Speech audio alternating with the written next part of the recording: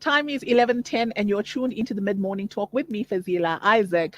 We do have Brother Taariq Uwais Malinga who's joining us to share his journey to Islam with us. Assalamu alaikum, Brother Taariq. How are you? Salam wa rahmatullahi wa barakatuh. Jazakallah for having me once again. I really appreciate so much. Jazakallah. Great having you here. Always, always entertaining, I must say.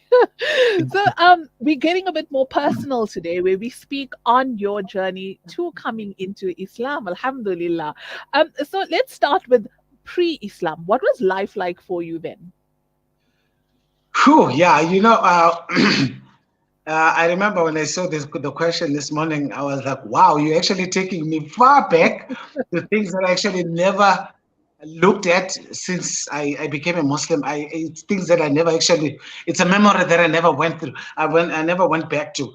But alhamdulillah, what I can remember, I was a Catholic, and the entire family, my grandmother, my sister, everybody used to attend the Catholic Church. And honestly speaking, I felt like it was kind of dull. There was really nothing to look forward to when it comes to Sundays. We'll just dress up and go to church as usual. After church, we come back, we have lunch, and that's it. I think that's it. And until a specific day, something happened, and I think that's where I drew the line in terms of going to church. So I remember there was a baptism taking place in church, and my sister was one of the people that got baptized. I wasn't selected. I don't know why.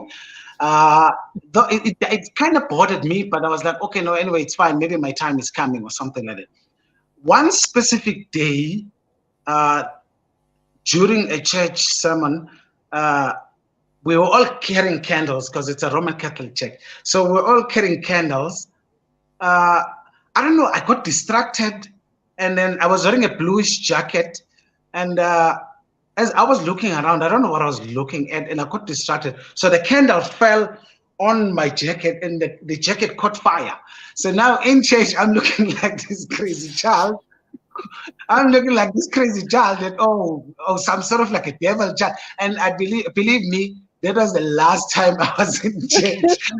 That was the last time, because I felt so embarrassed that everyone now is looking at me, including the pastor, because there was something taking place and everyone was carrying their own candles. And here I am, my own candles burning me. On fire. I was so mad.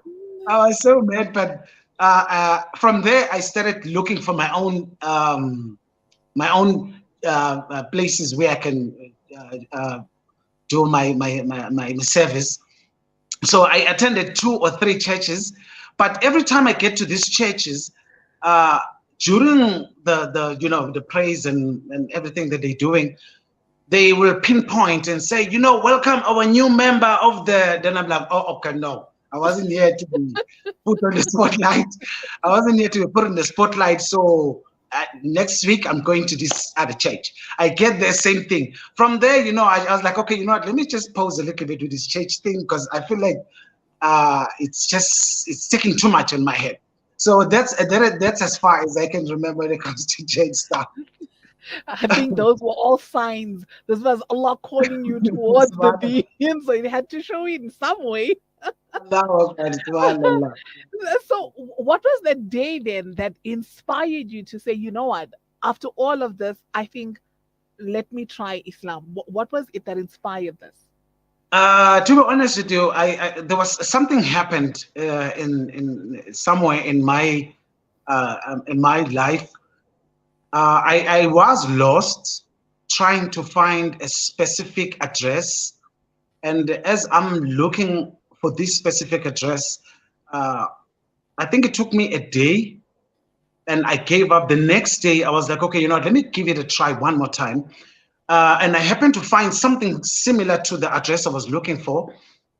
And the lady told me that, no, it's not the right address, but go to the nearest mosque. There is a mosque close by. Look for the imam and the imam will guide you or will direct you to the correct place. So I went to the mosque, and I got the Mulana who recently passed away. May Allah fill his qabr with nur. Ameen. So when I got there, the Molana gladly assisted me. He took me. I think it was like a 45 minutes walk. Actually, he happily, walked with me through the journey. And Alhamdulillah, 20 years later, here I am. Ah, subhanallah. May Allah grant him Jannah truly for bringing into deen. Alhamdulillah. And how has the journey been so far? Alhamdulillah, honestly speaking, the journey has been amazing. It has been an amazing journey, even though there were challenges, but it has been an amazing journey. From being in madrasa, you get to learn or to study. Because I was at school, I promise you, I was very dumb. I would say dumb, if I can use that word. But I wasn't smart enough in terms when it comes to mathematics stuff. But here I am. One thing that I've learned when I was in madrasa, I was like, wow, can a human being be able to memorize this entire Quran, this entire book? But we can't even do mathematics at school. So how is this going to be possible? How am I going to absorb this knowledge? Honestly, that was one of the things that I said, I want to be like the rest of the kids. So, it has been an amazing journey. It became Hafiz, from Hafiz, the journey just kept on, Allah kept on opening more and more doors. As I said, that there has been a lot of challenges, but I'm mostly focused on the beauty of the journey and how it took me this far, inshallah. I think that it comes with so much barakah when you put in that effort to actually go and learn the Quran. Because, like you said, who is going to memorize so many pages? It seems impossible until it's done. And I think that comes with the barakah of actually making your intention and going through with it. Even just starting with your first surah, I think that's where Allah puts all of that in. Alhamdulillah, look at you now. SubhanAllah. It's beautiful. You did speak on some of the challenges. Let's start with your family. How were they with accepting or with you coming into Deen? As I mentioned, I was raised by my grandmother, who was such a lovely woman, and she really she was welcoming to anything that we as long as it was within or trying to find God or trying to be or trying to get to God. I think she was very accepting. So even when I remember when I came back and I said, Coco, now I'm a Muslim and my name is Taariq.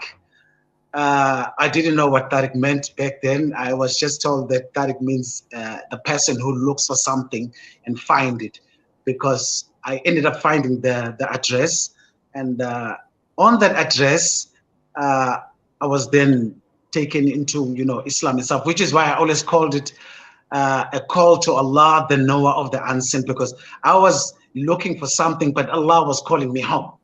So I went back home. Then I told my grandmother. She was, from Tando. My name was Tando, which means love. From Tando to Taariq. Okay, what does Taariq mean? Taariq means the person who looks for something and find it.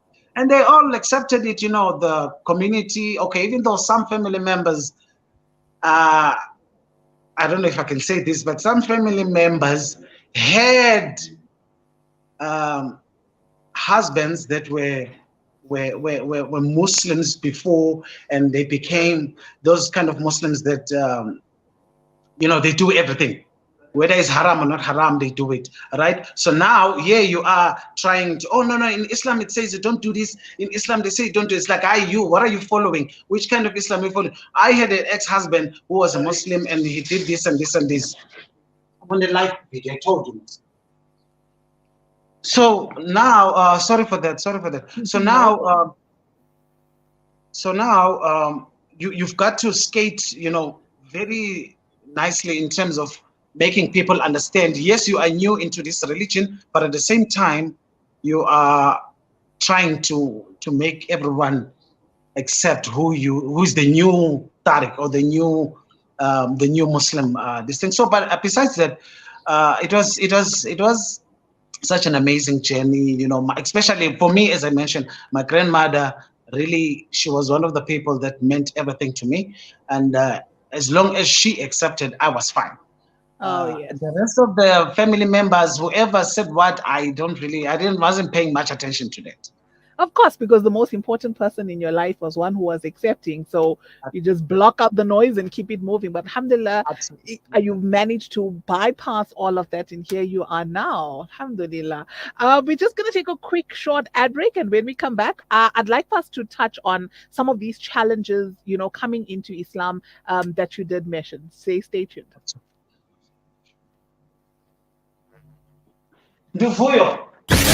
This is Salam Media.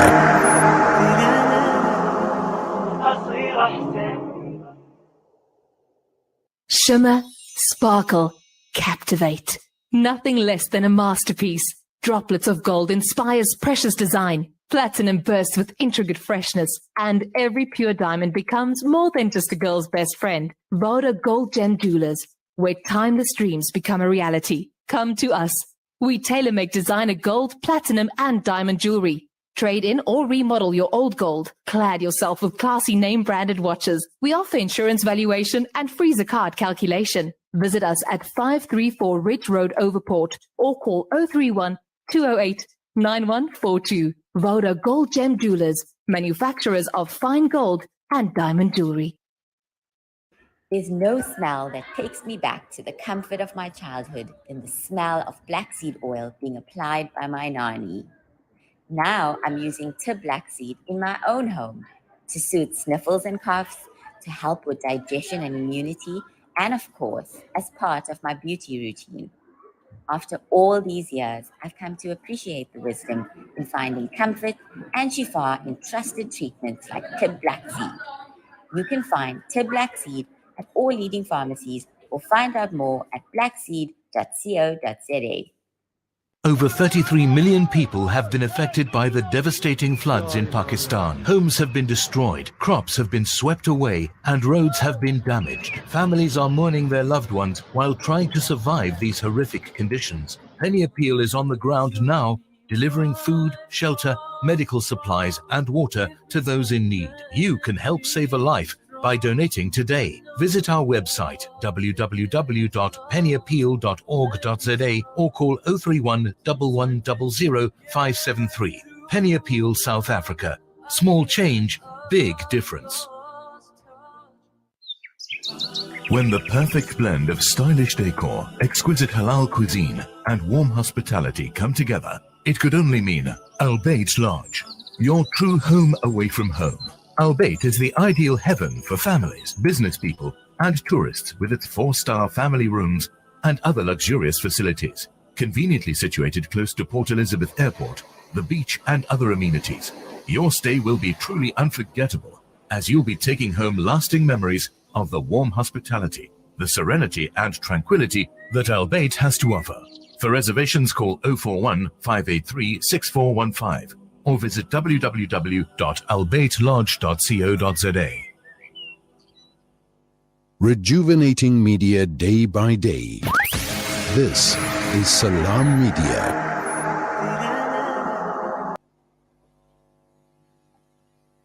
Time is 11:24. You're tuned into the mid-morning talk with me, Fazeela Isaac. We are joined by Brother Taariq Uwais Malinga, who is highlighting his journey to Islam. So we were speaking about some of the challenges. What are some of these that you've experienced coming into Islam? I think one of the challenges that stood out for me was, after accepting Islam, okay, I was lucky enough to be taken to madrasa to go study, and the Mulana was also, open to questions, as I mentioned that, before Islam, I wasn't allowed to express or ask certain questions, and here I I'm able to ask certain questions or things that I wasn't able to understand when it comes to Islamic stuff. So within the period of 6 months, alhamdulillah, I was able to understand exactly what Islam is, and I felt like I was home, alhamdulillah. But after madrasa, I think that's where the reality kicks in to everyone. Okay, now what's next to my life? What can I do? What what where do I fit in? Because remember, you left your community and went to study in madrasa. 6 months later, madrasa closes. You have to come back home to the very same people, and now the lifestyle that they're living is completely different. Not by your house, but your neighborhood, on its own. The lifestyle is different. There's tavern on every corner. The dress codes, the way they speak to each other, all those kind of things. And then now here you are trying to you try basically you struggle to fit in. You struggle to fit in. I think that's one of the challenges that every youngster or every young Muslim or anyone who just recently embraced Islam 6 months later or a year later or a few years later, these are the challenges that they face, because now you're trying to find out as to, should I go or should I move to the suburbs where I'll be accepted as a Muslim like everybody else, or should I continue being here in a location, but people will be looking, you've forgotten your culture, or Amasigwagini, you've forgotten who you are. Yeah, these are the lost cause, those are the negativities that you get. Some of them are accepting, some of them are not accepting. I think that's one of the biggest challenges. That's one of the biggest challenges that I also went through myself. I try to find myself, okay, should I become a Mulana? Yes, Alhamdulillah, I finished my Hifz, but should I become a Mulana, or should I become a Muazzin? Should I do to be a Qari or Mufti or something like that? I just needed to fit into something. And I was like, you know what, the best thing that I can use is my voice, because even before Islam, I would sing. People would call me to come and recite and sing just random songs. Therefore, when I accepted Islam in madrasa, the kids will also, Taariq, please, just sing for us. And now already I was introduced to Zainbika, Mahar Zain, not Mahar Zain, Sami Yusuf, Ahmed Bukhatir.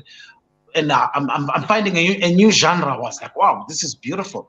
So I would imitate. And since people around me always wanted me to recite or sing something, I was like, you know what, let me take this journey of trying to be a nasheed artist.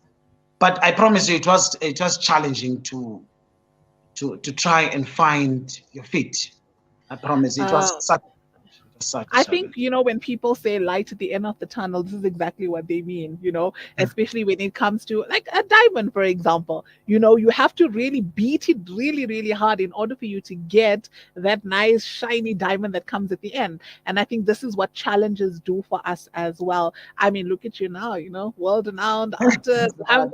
You see, so you had to go through these things in order for you to come out so much brighter at the end. Alhamdulillah. So it worked out perfectly for you. Subhanallah. Alhamdulillah. So, tell us, being revert to Islam, what is the best way for us to bring people, to invite people into the deen? What do you think people should, or what do non-Muslim people look for when coming into deen? What do they look for in a Muslim in particular? How can we invite people in a better way? It's funny because before, I had an uncle who was crazy. He was a very crazy uncle. He always had jokes. Before Islam, we had like 5 kilometers away from the house, my granny's house, we had few shops that were owned by Muslims. But it was more of like business. It was more like a business. There was no preaching of the deen. And we would make fun out of them, of how they dress and everything. And my uncle used to mention the chili part that each and every Indian will taste his own chilies or something like that. So it was a joke like that. Because black people know that Indian majority of the time they like chilies. Everything they put chili in it. So it was his joke. So we all know the joke. Later on, I became the Indian guy. Yeah.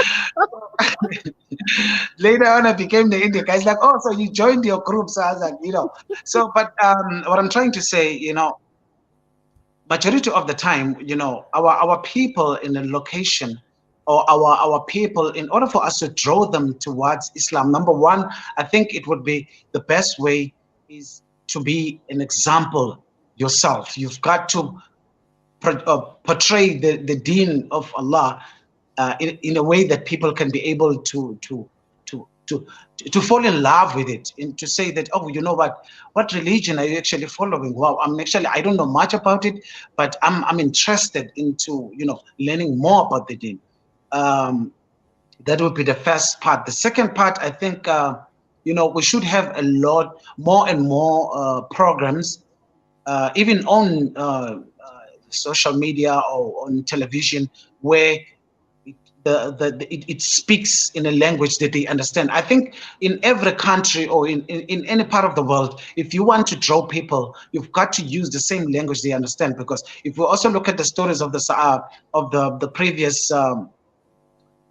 people in the times of the Prophet, they would mention such things that, how can Allah send an angel to us? We are not angels, we are human beings. So that's when Allah started sending prophets, people who lived amongst the community. So it's easier for people to relate, to say, oh, you know what, I know that person, I grew up around that person, or something like that. So I think, when we have programs, because I remember many occasion, many events that I went to, people would be so hungry to learn the deen, and they want to be learning it from their comfort of their home.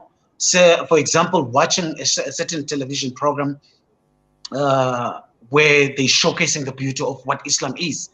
And you find, you tell them, oh, no, go to this channel. When they reach there, there's really nothing much. It feels foreign, because everything that is being showcased there has nothing to do with the person, because we are living in South Africa, or we are African people. We've got to showcase it in a way that they don't find it different from what they have been doing all along. For example, I was on a show a couple of weeks ago, and we were speaking about something similar to this. Before Islam, I was taught that you have to eat using your right hand. There was no fork and knife story. Only when you come to the Western lifestyle, then you find out there's something called fork and knife.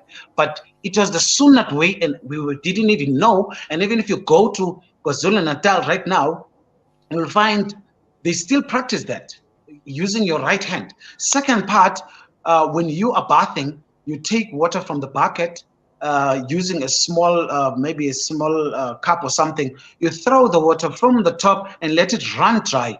That is how you bath in Islam. And then the people are introduced to bubble bath, and you're bathing with the same dirty water that you. So those are the kind of things. So people feel like, okay. So all along, I've been living Islam. It's just that I didn't know. This you have to start in a way that people can be able to relate, and don't find it, oh my God, this is a far-fetched. It has to be something simple, which is why I mentioned the programs that have a certain language or a certain lifestyle that makes them feel, oh, you know what, we are close to home. I think those are the what you call the ones that I can mention for now, inshallah. That was absolute beautiful advice. Jazakallah so much once again for taking the time to join us. Your journey has been inspiring. I do absolutely wish you all the best always. Alhamdulillah. May Allah subhanahu wa ta'ala continue to guide each and every one of us. Jazakallah for joining us. Barakallah, barakallah. Assalamu alaikum. Wa alaikum assalam wa rahmatullah. That was Brother Taariq Uwais Malinga speaking to us about his journey to Islam. We're going to take a quick short ad break. When we come back, National Disability Awareness Month. Stay tuned.